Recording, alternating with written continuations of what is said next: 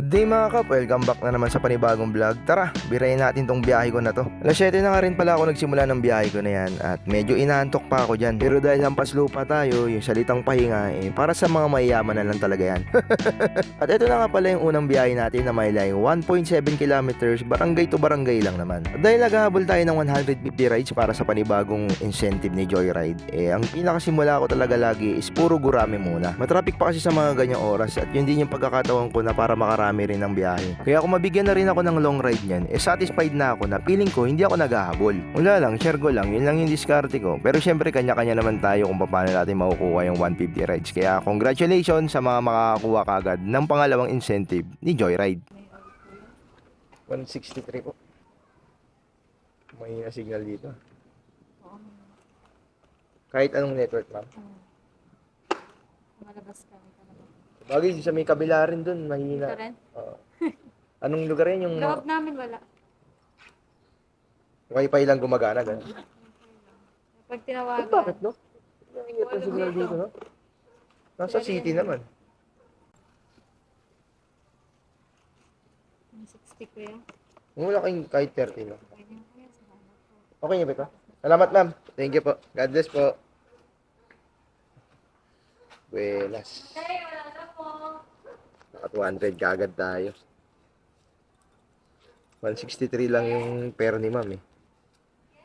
Bait ni ma'am. Merry Christmas daw. Merry Christmas, ma'am.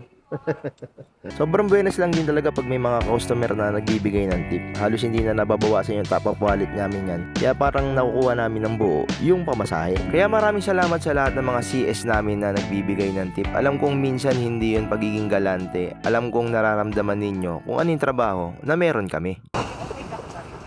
Sige mo.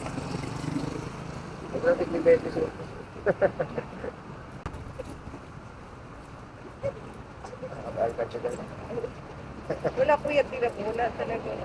Ikaw po nakapagod. Salamat, ma'am. Ingat po, ingat po. Puro baruya. Pero kailangan natin yan dahil magsusukli tayo hanggang mamaya pa naman tayo sa biyahe. Kaya kailangan natin ng barya.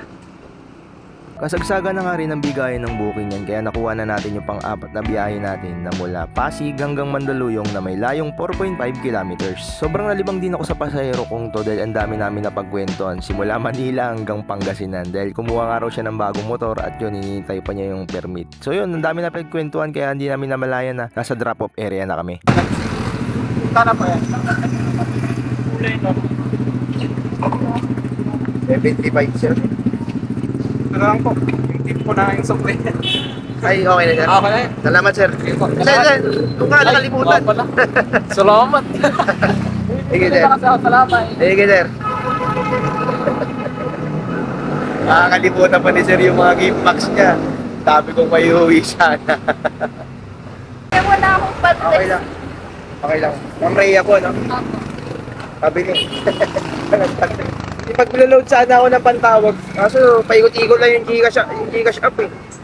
At wala na nga lang din 5 minuto niya nakuha ko na yung susunod na booking natin na may layong 4.7 kilometers simula Mandaluyong hanggang Taguig. Hindi ko alam kung anong meron sa mga oras na yan, napakadaldal ko. Kung hindi may maiiwan na gamit, sobra naman ako sa drop-off area. Maganda benepisyo ng Makati. Sandi ka ba? Ano, nagpasa na ba? Yung sinabi.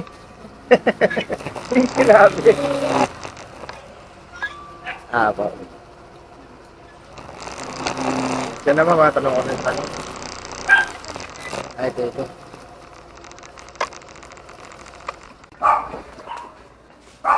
Anong year nyo na, ma'am?